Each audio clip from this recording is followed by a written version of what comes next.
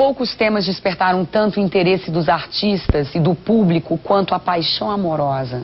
Clássicos da literatura e do teatro, como Romeu e Julieta, comovem as pessoas há séculos ao apresentarem o drama do casal de apaixonados. A separação dos amantes é o tema de hoje no Café Filosófico, com o médico e psicoterapeuta Flávio Gicovati. Este programa faz parte do módulo A Ação, o Medo, a Incerteza e a Dor, que tem a curadoria de Renato Janine Ribeiro. Fique agora com o Café Filosófico.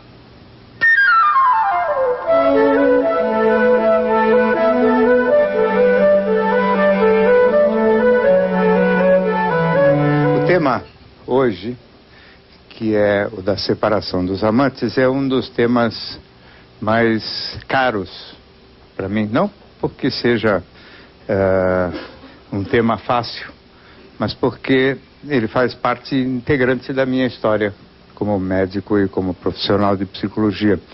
Eu comecei a tratar no iniciozinho da minha carreira assuntos relativos à sexualidade, mas mais ou menos rapidamente as questões do amor foram ocupando um território de igual ou maior magnitude nas minhas reflexões, assim como também nos meus textos, nas coisas que eu escrevi. A separação dos amantes é o nome de um livro de um psicanalista austríaco que se chama Igor Caruso, cujo livro foi editado, eu acho que em alemão em 67, em espanhol em 68, e que me caiu nas mãos, quer dizer, algum paciente me deu de presente no ano de 1970, e que realmente talvez tenha marcado, esse livro marcou o início mais consistente das minhas reflexões sobre este tema curiosíssimo, que é o tema da paixão. A palavra amantes, na época, era usada com um sentido bastante diferente daquele genérico. Amantes não eram as pessoas que amavam, né? Amantes tinham um sentido pejorativo, ou se não pejorativo, mas tinha um conceito moral embutido, né? De que amante é aquela pessoa que tinha uma relação sentimental clandestina. Ou seja, a ideia era de que amantes são aqueles que vivem situações triangulares. O indivíduo se apaixona pela mulher casada, a mulher casada se apaixona por um homem solteiro ou outro homem também casado, e os amantes, portanto, viviam situações amorosas sempre em condições objetivas dramáticas, sempre em condições objetivas de proibição, né? O que realmente chamava atenção, e já me chamava atenção na minha então pequena experiência clínica, porque em 1970 estamos falando de 34 anos atrás. Mas o que chamava atenção é que essas histórias de amor, mesmo quando intensíssimas e quando as pessoas se amavam profundamente, sempre terminavam em separação dos que se amavam, né? A pretexto dos impedimentos externos, ou seja, em respeito aos vínculos e aos compromissos previamente estabelecidos. Casal casado, na hora H, aquele que estava amando uma outra pessoa não conseguia romper a ligação conjugal, não conseguia romper porque o preconceito era muito grande também na cultura, supostamente por causa dos filhos, né, que ganhavam e tinham peso e grande importância, pelo menos no discurso, porque sempre a ideia era essa, de que o amor não podia prevalecer sobre os compromissos previamente estabelecidos e aqueles da instituição, né? E ele dizia no livro, né, que a ruptura amorosa, porque era uma ruptura em pleno vigor do sentimento amoroso, né, correspondia a um sofrimento equivalente ao de a gente assistir à própria morte, ou a gente presenciar a morte da gente na consciência do outro, né? Estar vivo para assistir à própria morte. E ainda assim, as pessoas não ficavam juntas, aqueles que se amavam, né? As pessoas ficavam respeitando as suas ligações tradicionais, ainda que de qualidade muito duvidosa, e ligações essas que eram ligações frequentemente frustradas e depois disso, então, depois desse tipo de experiência, mais decepcionantes ainda, porque as pessoas ficavam profundamente infelizes e sofriam muito de ter que manter aquela relação formal, burocrática que correspondia ao casamento, porque quem está realmente feliz no casamento, evidentemente não se apaixona com facilidade por outras pessoas, né? Então, a ideia era essa, de que havia um impedimento externo, bem na linha do romance romântico tradicional, e que o impedimento externo determinava o fim das histórias de amor, né? A separação era quase que inexorável e os amantes apaixonados não tinham coragem de assumir a sua relação amorosa. Este era e sempre foi o padrão, e sempre se atribuía esse obstáculo, e o Caruso ainda atribuía também isso ao obstáculo externo mesmo, né? Ele, inclusive, bem psicanalítico de formação, relacionava este obstáculo, né, externo como se fosse a repetição da situação triangular infantil, né, de caráter edipiano, no qual a pessoa então teria que renunciar ao seu objeto amado em favor de uma convenção, ou assim como um menino tem que renunciar à mãe em favor do pai, que teria mais direito à mãe do que ele, né? Então esta renúncia era parte do processo inexorável e era uma espécie de repetição na vida adulta daquele triângulo infantil. O tempo passou, a gente continua acompanhando as histórias, os amantes apaixonados continuaram se separando, como continuam se separando até hoje. Os divórcios se tornaram facílimos, os impedimentos externos caíram quase a zero e os casais apaixonados continuam se separando assim mesmo, né? Então, a história de que eles se separavam por causa essencialmente dos obstáculos externos parece não corresponder à realidade. Então, parece que existe mesmo um impedimento interno que atrapalha a realização amorosa, né? Mas não era isso que aparecia naquele tempo. A gente realmente não conseguia ver para além do fato de que a história de amor, quando de boa qualidade, porque sempre as histórias de paixão que eram definidas em torno desses, e quase sempre só aconteciam em torno desses impedimentos externos, o que é muito curioso também, né, que a paixão, ou seja, o sentimento amoroso de fortíssima intensidade, só aparecia com impedimento externo. É como se as pessoas, para poderem entrar neste mergulho amoroso, tivessem que ter já uma espécie de porta de saída garantida, né? Entra com a garantia de que vai poder sair graças ao obstáculo externo que estava lá presente. E as pessoas viviam essa intensidade amorosa, viviam e vivem até hoje de uma maneira muito interessante, porque vivem, primeiro, com a sensação de terem encontrado mesmo alguém extraordinariamente parecido. De fato, nas histórias de paixão, as afinidades predominam dramaticamente sobre as diferenças, né? E nas histórias de paixão, parece que há realmente um encaixe profundo entre as pessoas, afinidades enormes, afinidades que vão desde as mais essenciais, que são afinidades de caráter, de caráter moral, de temperamento, de gênio, até as mais superficiais, afinidades de gostos, interesses, projetos práticos e concretos de vida, etc. Quanto maior o encaixe, maior era a intensidade do sentimento, como é assim até hoje, né? E maior o medo, o pavor que as pessoas sentiam, né? E o pavor sempre esteve associado à ideia do impedimento externo. Ou seja, será que a pessoa que agora há pouco falou que me amava perdidamente, ainda me ama? Ou seja, passava meia hora e as pessoas já tinham dúvidas se aquilo que elas tinham ouvido agora há pouco continuava vigindo, né? Então era preciso ouvir do outro outra vez: eu te amo, como dizia o Drummond, eu te amo, eu te amo, eu te amo, eu te amo, eu te amo. Quero que todos os dias do ano, todos os dias da vida, de meia em meia hora, de 5 em 5 minutos, me digas eu te amo. Ouvindo te dizer eu te amo, creio no momento que sou amado, no momento anterior e no seguinte, como sabê-lo? Quero que me repitas até a exaustão que me amas, que me amas, que me amas. Do contrário, evapora-se a amação, pois ao não dizer eu te amo, desmentes, apagas teu amor por mim. E também isso aí é vamos dizer assim, uma afirmação ou uma palavra que vale por uns 40 minutos. Porque logo em seguida precisava dar um telefonema para que as pessoas então se reassegurassem. As companhias de telefonia na época gostavam muito das paixões, porque faturavam bastante.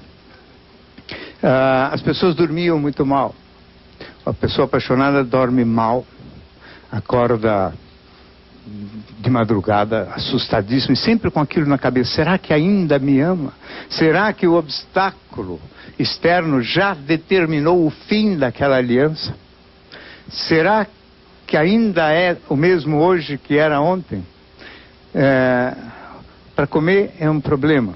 Para se concentrar em qualquer outro assunto é um problema também, não é? As pessoas emagrecem, não dormem, só pensam nisso, ficam absolutamente obcecadas por esse tipo de pensamento, não têm muita capacidade de produzir, tudo levando a crer que este estado se aproxima bastante de uma doença mental, né? Pode ser uma adorável doença mental, mas uma doença, porque o indivíduo fica completamente obcecado por isso. E é gozado porque, mesmo sendo assim, as pessoas acham o máximo a paixão. Todo mundo acha que é bárbaro estar apaixonado, né? Apesar de que é sempre por um certo tempo limitado, porque não há organismo que aguente esse estado por muito tempo. De todo modo, o que é fato é que dentro do ser humano parece que existe um poderoso inimigo contrário ao amor, né? Que a gente sempre gostou de ver como externo, desde os tempos do Romeu e Julieta e outros da literatura, né? Como sempre impedimentos externos de natureza familiar, racial, étnico, diferenças de faixa etária, gente casada, etc. Mas a verdade é que sempre havia obstáculos externos nas grandes histórias de amor. Hoje não há esses obstáculos externos e as grandes histórias de amor terminam do mesmo jeito, ou seja, todo mundo, cada um para o seu canto, sofrendo, chorando, lamentando e não conseguindo ficar junto.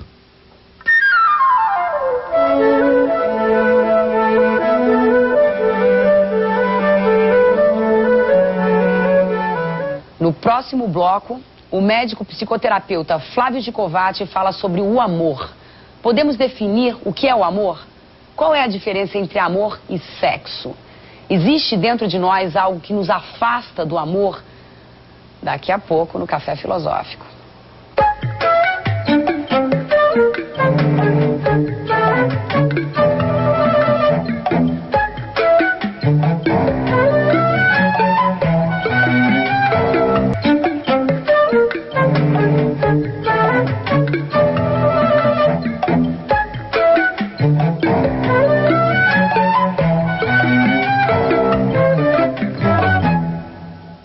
Mesmo com o fim dos impedimentos sociais, os amantes apaixonados continuam se separando.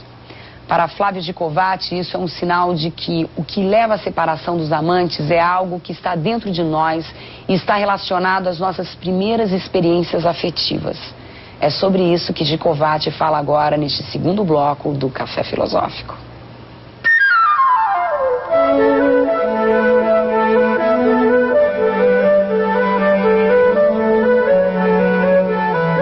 Pessoas que acompanham um pouco o meu trabalho sabem que uma das coisas que mais eu insisto e repiso é na necessidade de separar amor de sexualidade. Quer dizer, o amor é um impulso completamente diferente do sexo. O amor é alguma coisa que eu vou falar daqui a pouco, e o sexo é uma excitação agradável que deriva da estimulação de certas partes do corpo, que são as zonas erógenas. O amor não é excitação.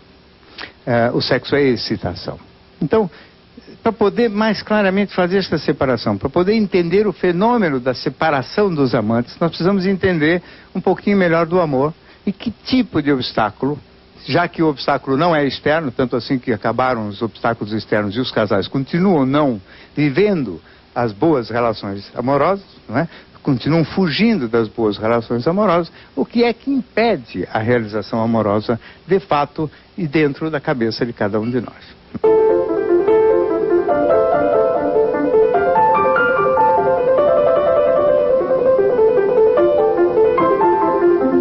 A primeira coisa, então, seria a gente se entender um pouquinho melhor, afinal, o que é o amor. A minha reflexão sobre o amor durou todos os anos 70, os anos 80 e termina mais ou menos recentemente num livro, principalmente num livro que chama Uma Nova Visão do Amor. Mas ela começou também, além desta influência do livro do Caruso, e obviamente na Arte de Amar do Erich Fromm, que é uma referência dos anos 50 importante, também no Banquete do Platão, né? Que é um texto onde praticamente o tema de conversas e diálogos é sempre o do amor. E a fala do Aristófanes, que é clássica, é o famoso mito do andrógeno, não é? A história era mais ou menos a seguinte: para sempre a grande pergunta no banquete é, afinal, o que é o amor? Então Aristófanes conta a seguinte história, que na origem o animal humano era duplo. Tinha 2 cabeças, 2 troncos, 4 braços e 4 pernas. Vou contar simplificadamente. Esse animal duplo era muito altivo, arrogante e autossuficiente. Cometeu um grave erro. Desafiou as divindades, ou a divindade, né?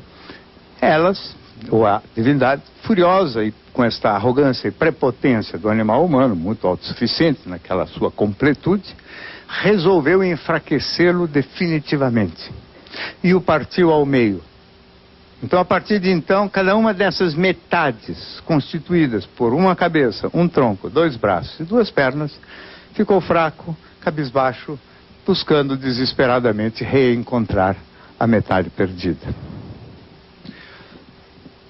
O curioso dessa história, do meu ponto de vista, e isso me foi aparecendo ao longo dos anos, é o seguinte: sempre achei fascinante a história dos mitos, porque não sei de onde as pessoas tiram essas ideias, né? Mas o incrível é que às vezes tiram essas ideias, não sei de onde, mas elas correspondem a alguma coisa que existe, né? E isso é que é o fascinante. Então, se vocês imaginarem, a mulher no fim da gravidez é um animal que tem 2 cabeças, 2 troncos, 4 braços e 4 pernas. E é meio metida, suficiente e arrogante mesmo. A mulher grávida fica um pouco posuda, né? Então o momento em que a criatura é definitivamente enfraquecida corresponderia justamente ao momento do nascimento. Ou seja, o momento em que se rompe, que se divide ao meio, é o momento do nascimento, né? Experiência provavelmente a mais dramática de todas, ou das mais dramáticas que nós passamos na vida, que também foi tema de um livro interessantíssimo do Otto Rank, um autor psicanalista, discípulo do Freud, uma das figuras mais interessantes e, pelo que eu sei, nunca traduzido para o português. E tem um livro que chama Trauma do Nascimento. E o trauma do nascimento corresponderia à ideia de que este momento do nascimento é um momento de dramática ruptura e transição de uma situação mais confortável aqui para outra muito pior. Como se, na verdade, o nascimento fosse um momento horrível, porque o indivíduo sai deste aconchego, deste calor, desta alimentação permanente, deste tudo resolvido para ele, para uma condição objetiva onde ele tem que passar por frio, calor, fome, sede, cocô mole, cocô duro, enfim, todas as coisas que as crianças pequenininhas padecem. Essa ideia também aparece claramente no Gênesis, né? E também sempre até entender isso, eu sempre ficava me perguntando por que raios que eles falavam que a vida começa no paraíso, né? E depois há a expulsão do paraíso, né? Então, agora para mim é claro, a vida começa mesmo no paraíso, né? A situação uterina, do ponto de vista nosso, é vista e vivida como paraíso, E, portanto, a expulsão do paraíso acontece. De fato, há um momento do nascimento em que a condição da gente piora, né? Que é exatamente a expulsão do paraíso. A força que impulsiona a criança na direção da mãe, ou o sentimento que corresponde a esta força que impulsiona na direção da mãe, corresponderia ao fenômeno do amor, né? Então o amor é o sentimento que a criança tem pela mãe, porque se aproximando fisicamente da mãe, ela experimenta a sensação de paz e de aconchego parecida com aquela que ele vivia no útero. Ele ou ela vivia no útero, né? Então o amor é o sentimento que se tem pela pessoa cuja presença provoca na gente a sensação de paz, aconchego e tranquilidade, completude que nos falta quando estamos sozinhos. Isso, óbvio, que significa que o primeiro objeto do amor da criança é a mãe, e essa figura vai sendo substituída ao longo da vida por outros objetos. Mas sempre o objeto do amor é aquele cuja presença nos provoca o aconchego, a paz, né? Nos tira do desgosto da solidão, se quiserem colocar desta maneira. Então, numa linguagem, vamos dizer, mais tradicional, mais técnica, o amor seria um prazer negativo. O que quer dizer um prazer negativo? É um prazer que deriva do fim de um sofrimento, né? E não um prazer positivo, como é o caso do sexo. O sexo, para ser excitante e agradável, não depende de um sofrimento anterior, né? O indivíduo pode estar muito tranquilo e tem uma excitação prazerosa a partir do zero, né? No caso do amor, não. Há um desconforto pelo fato do indivíduo se sentir sozinho, essa sensação de incompletude ou de metade, nós vivemos mesmo, todos nós temos essa sensação de que isto aqui é uma metade. Demora para a gente descobrir que isto aqui é um inteiro, se é que a gente descobre. Não é? A gente vive como se fosse uma coisa incompleta que precisa se completar através de uma aliança com outra pessoa. Se não houvesse essa sensação de incompletude, provavelmente não existiria o fenômeno do amor. Agora, do ponto de vista da criança é muito fácil, ela quer estar grudadinha na mãe, pelo menos é o único anseio ao longo do primeiro ano de vida. A partir do segundo ano, a criança começa a gostar muito de conhecer o mundo. Ela sai, especula, mexe em tudo. Primeiro nela mesma, depois começa a querer mexer em tudo, botar tudo na boca, etc. Todo mundo conhece isso, não é? E ela vai compondo os seus interesses, os seus gostos, a sua identidade. Ela vai naturalmente formando a sua individualidade, que é uma força que a impulsiona na direção oposta à mãe. Não é? A individualidade caminha numa direção contrária à mãe. Mas se ela estiver tropeçando, ou brincando, e tropeça, cai, se machuca, volta correndo para o colo da mãe. Então ela brinca de ser individual enquanto está tudo bem. Deu qualquer problema, volta para o colo da mãe. Ela vai cuidar e especular o mundo na presença da mãe também. Porque se a mãe se levantar e sair e for lá para trás, a criança larga o que está fazendo, vai correndo atrás da mãe também. Ou seja, durante os primeiros anos, a individualidade é menos importante do que a presença da mãe. E é uma individualidade que vai crescendo na presença da mãe. Mas chega um ponto em que ela cresce o suficiente para ser força grande dentro da psicologia da criança, independente da mãe. Ou a ponto da criança poder se tornar independente da mãe. Então é interessante perceber que esse mecanismo do amor versus individualidade fica disputando dentro da psicologia ao longo, talvez, da vida inteira. Mas, de todo modo, talvez a partir dos 10, 11, 12, 13 anos, a individualidade começa a predominar e a pessoa, então, consegue se imaginar ou se ver sozinha. E é gozado porque tem um período da adolescência em que essa capacidade de se ver sozinha é maior e depois parece que diminui de novo. Ou seja, parece que a gente tem um pico de se tornar, de ser capaz de se virar sozinho, e depois parece que piora de novo e fica de novo mais dependente, né? De todo modo, esse antagonismo entre amor e individualidade é um dos primeiros problemas, porque também as pessoas, quando estabelecem uma ligação amorosa muito intensa, evidentemente podem sentir que esta intensa relação amorosa ameaça a individualidade. Então o primeiro vamos dizer, ingrediente contrário ao amor que existe dentro de todos nós, é o medo de que isso vai implicar em perda da individualidade. Então existe o inimigo, primeiro inimigo do amor, dentro do psiquismo nosso, né? Essa da ameaça da individualidade. O segundo inimigo é curioso, porque ele tem a ver com a experiência do trauma do nascimento mesmo, né? Que é o seguinte: se eu, depois de adulto, estabelecer um outro vínculo amoroso, né, de grande intensidade, eu passo a sofrer ou padecer de um enorme medo do sofrimento embutido na possibilidade de ruptura. Ou seja, todo elo constituído é o embrião de uma potencial ruptura, né? E eu tenho, mesmo se nunca tive um relacionamento afetivo antes, eu tenho a experiência, pelo menos do nascimento, de ruptura como uma coisa horrorosa e dramática. Então aquelas pessoas que lidam mal com frustração, dor e contrariedade, com frequência têm muito medo de estabelecer vínculos amorosos, justamente porque eles implicam num risco de sofrimento muito grande, né? E quem não suporta bem o sofrimento não pode correr o risco de relacionamento amoroso intenso, porque todo relacionamento pode terminar ou pode determinar o sofrimento relacionado com a ruptura. Quem não suportar a ideia de sofrimento, né, também acaba constituindo mais um ingrediente contrário ao envolvimento amoroso. E são aquelas pessoas chamadas de pessoas mais imaturas ou narcisistas, né, que o Freud mesmo dizia que são pessoas que só querem ser amadas e não amar, justamente porque elas se defendem do amor, elas evitam amar, porque elas não querem correr o risco do sofrimento. São pessoas que lidam muito mal com frustração, contrariedade e sofrimento em geral. E como elas já tiveram do nascimento, mesmo que nunca tiveram a relação amorosa e a dor vivida adultamente, ou na fase adulta, já tiveram a experiência de ruptura com o nascimento. Então elas ficaram calejadas. Esse tal de amor é um perigo, eu não me meto nisso, né?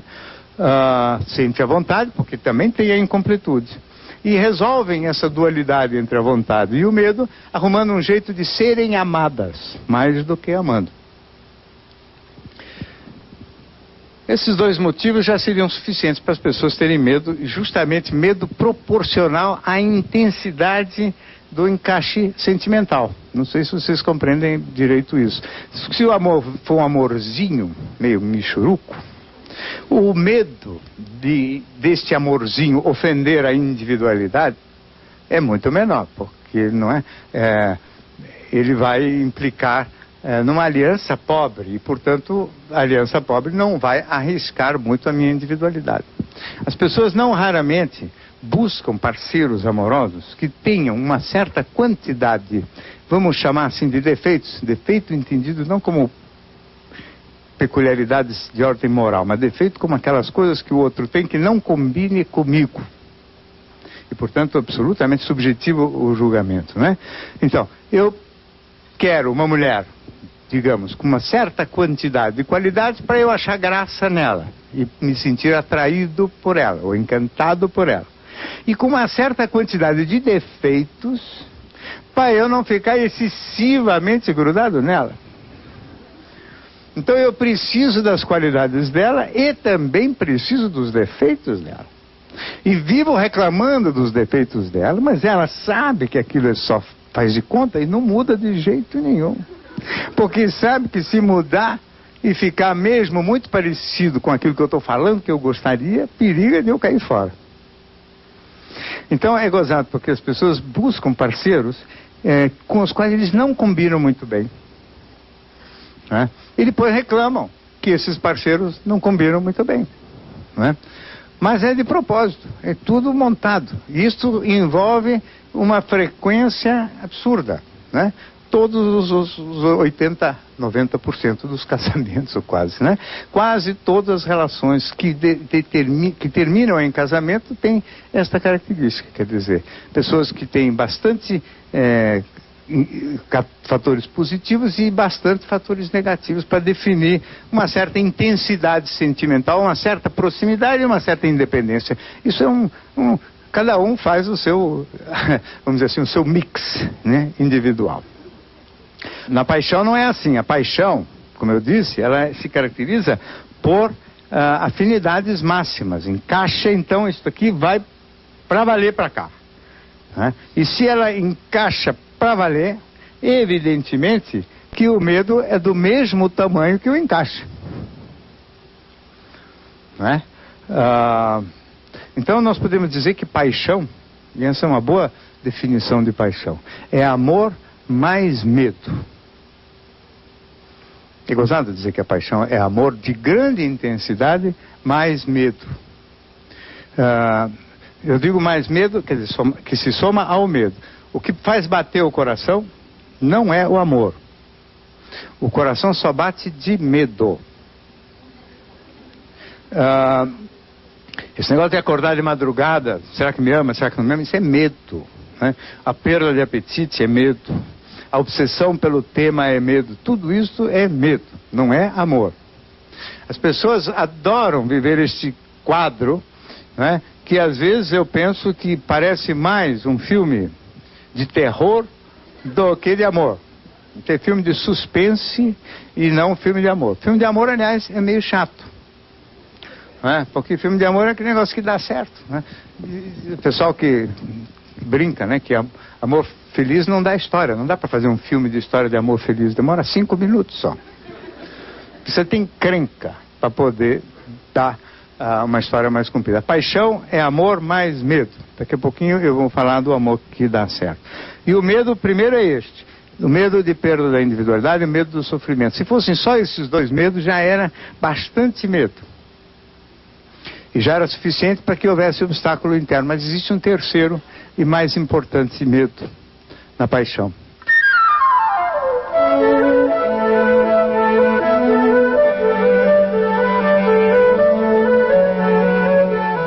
Depois do intervalo, Flávio Gicovati volta falando sobre o terceiro e mais importante impedimento interno ao amor. Já, já.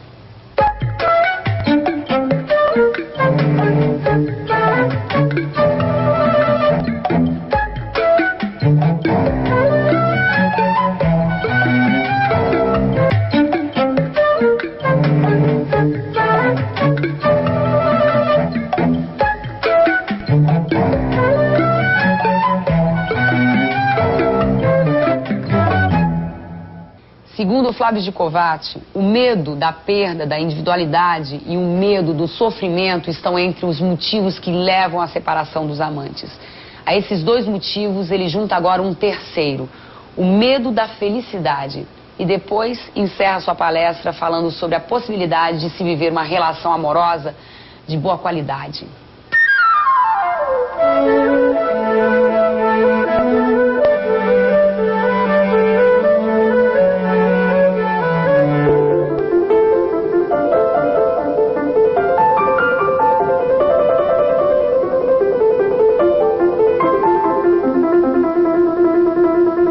Nos meus textos do fim dos anos 70 eu já dizia que existe medo do amor, mas exatamente por que esse medo? Além destes dois ingredientes que eu já tinha detectado, eu não sabia. E tem um terceiro ingrediente que talvez seja o mais forte ingrediente relacionado com a felicidade sentimental, que é exatamente o medo da felicidade. Não é? E dizer que felicidade dá medo é muito engraçado. Né? Porque todo mundo o que mais quer neste mundo é ser feliz. Né? Mas a verdade é que quando a pessoa sente que está tudo bom, que está tudo ótimo, etc., parece que fica uma iminência de que um raio vai cair na cabeça da gente a qualquer momento. Não há nada capaz de provocar medo maior da felicidade do que a felicidade sentimental, que é o sonho da maior parte das pessoas, né? O encaixe sentimental. Então, quanto mais as pessoas ficam encaixadas e felizes na relação amorosa, maior o medo que elas têm de que vai cair um raio na cabeça delas e que vai estragar tudo. Ou alguma tragédia grave vai acontecer, né? E esta iminência de tragédia é uma sensação tão ruim, que as pessoas às vezes preferem abrir mão daquela felicidade só para se livrar daquela sensação horrorosa de iminência de tragédia. Isso faz parte e é a causa principal dos mecanismos autodestrutivos. O mecanismo autodestrutivo ele é sempre relacionado com não suportar a coisa boa que se tem. Vamos destruir um pedaço, né? Então, o mais importante fator que cresce, né? O maior problema desse encaixe sentimental é, portanto, o medo da felicidade. O medo da felicidade é um fenômeno universal. Está na raiz do pensamento supersticioso, que existe também desde que o homem é homem. Você pensamento supersticioso, que está tudo bem com você, tudo bem. Tem que bater na madeira, fazer figa e outros rituais de proteção contra a tragédia iminente só porque está tudo bem. E no amor, o pavor é maior ainda. Como é que se explica isso? Por que existe o medo da felicidade? Porque ele é universal, ele é fato, né? Mesmo em sociedades bastante pragmáticas e supostamente civilizadas, existem preconceitos contra números, né? Até recentemente, nos aviões americanos, não havia poltrona de número 13. Quer dizer, e nos prédios, até hoje, em muitos prédios mais antigos, pula o 13º andar, né? É como se caísse só a poltrona 13, nem a 12, nem a 14 do avião. Como é que eles fazem para derrubar só a poltrona 13 do avião? Ainda não sei. Mas, de todo modo, ninguém quer sentar no 13. Ninguém quer saber do 13.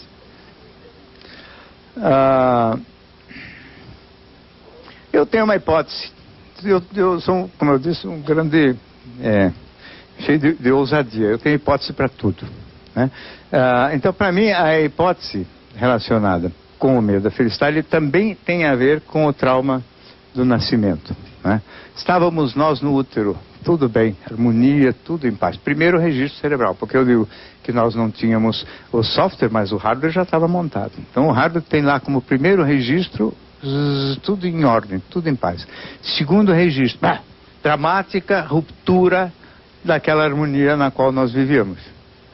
Parece que toda vez que na vida adulta nós conseguimos chegar perto de alguma harmonia, começa a vir imediatamente o medo, como se fosse um reflexo condicionado, né, de que uma outra tragédia, uma outra destruição vai acontecer. Agora não será o nascimento e sim a morte, né, mas uma ruptura iminente, né? Isto relacionando, então, o nascimento, quer dizer, o amor com o fenômeno do nascimento e a destrutividade também com a experiência relativa ao medo da própria felicidade.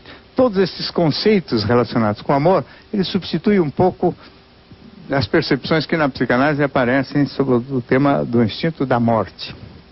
Quer dizer, no instinto de morte seria o homem buscando a harmonia, ou a paz, ou a serenidade que vai acontecer depois da morte, que é uma hipótese. Também não há garantias, porque ninguém morreu e voltou para garantir que depois da morte experimentaremos toda esta harmonia.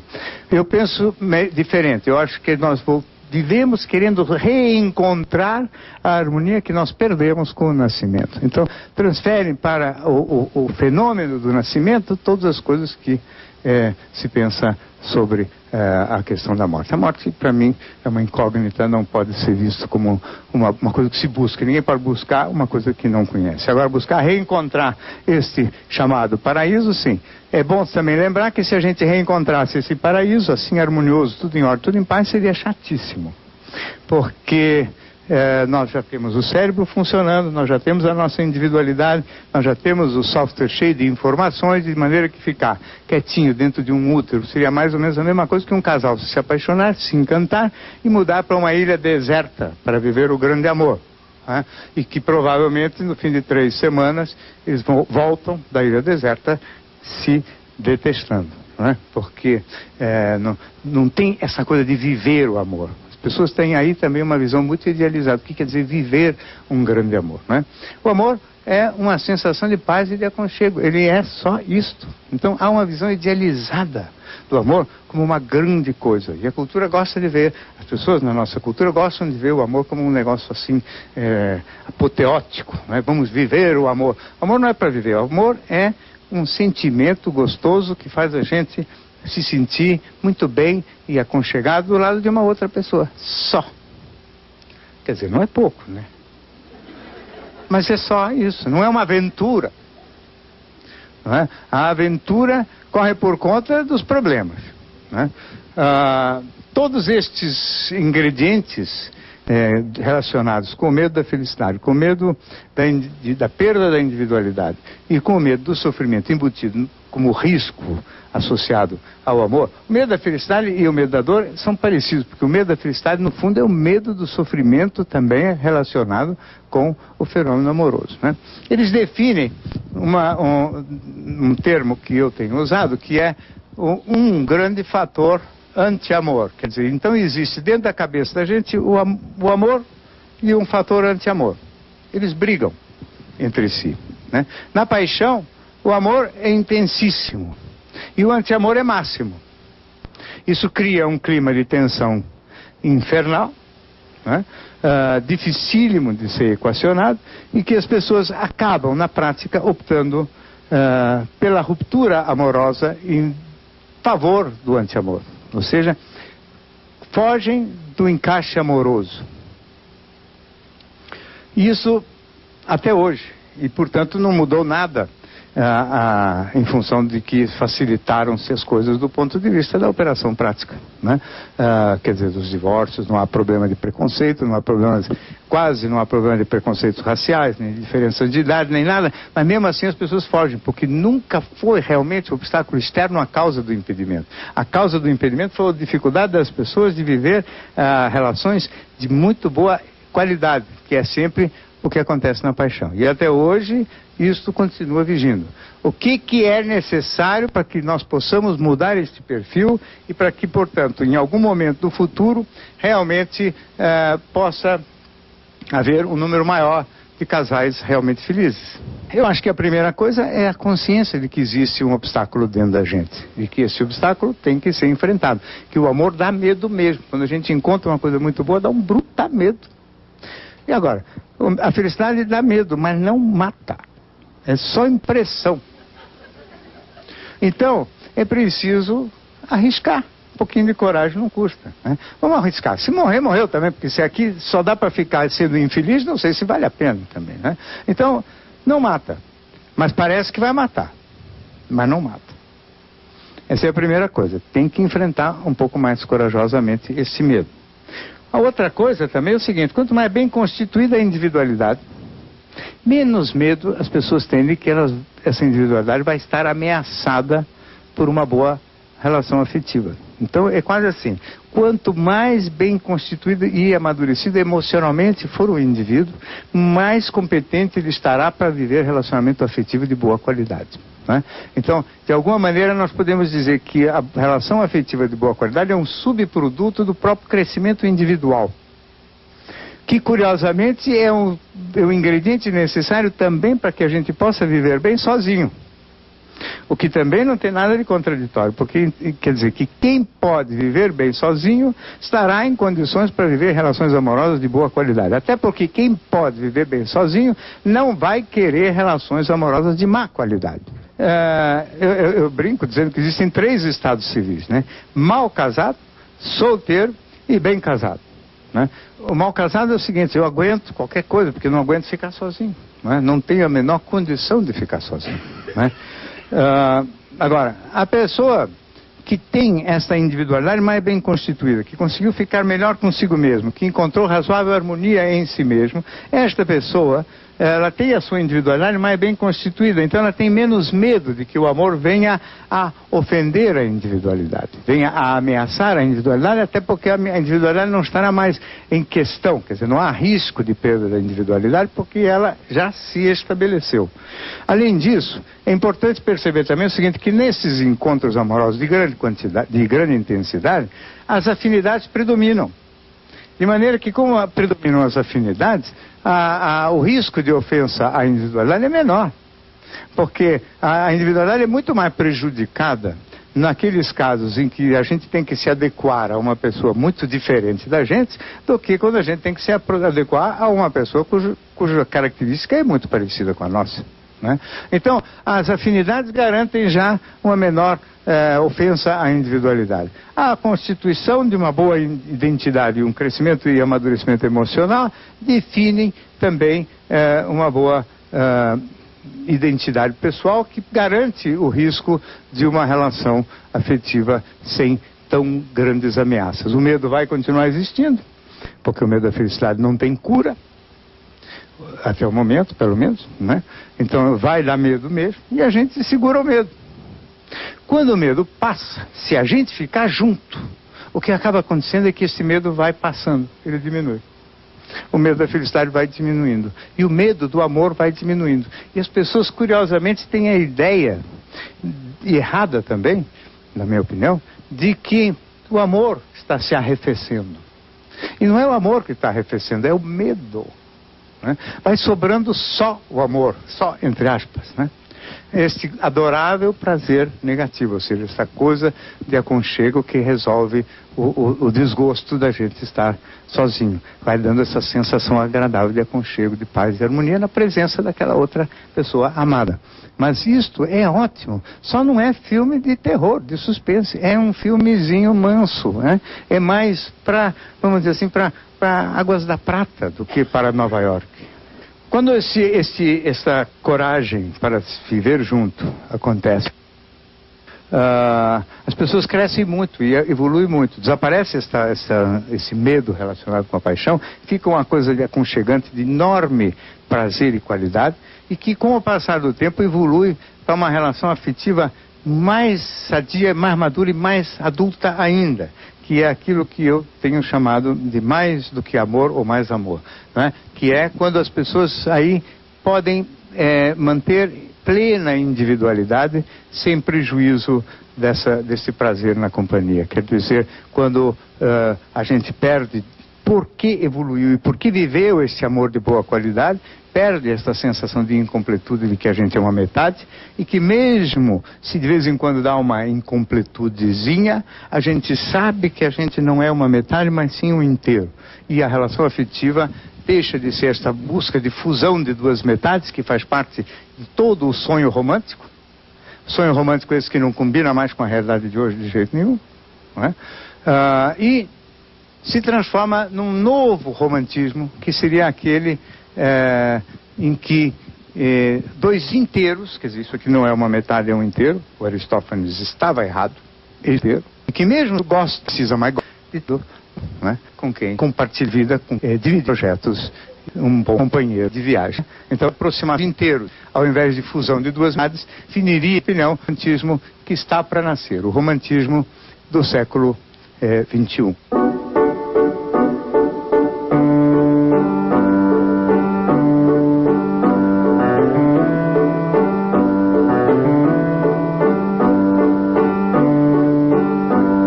Chegamos ao fim de mais um Café Filosófico do módulo A Ação, o Medo, a Incerteza e a Dor. O médico psicoterapeuta Flávio Gicovati apresentou hoje o tema A Separação dos Amantes e demonstrou que os verdadeiros motivos que levam a essa separação estão dentro de nós. Obrigada pela sua audiência e até a próxima.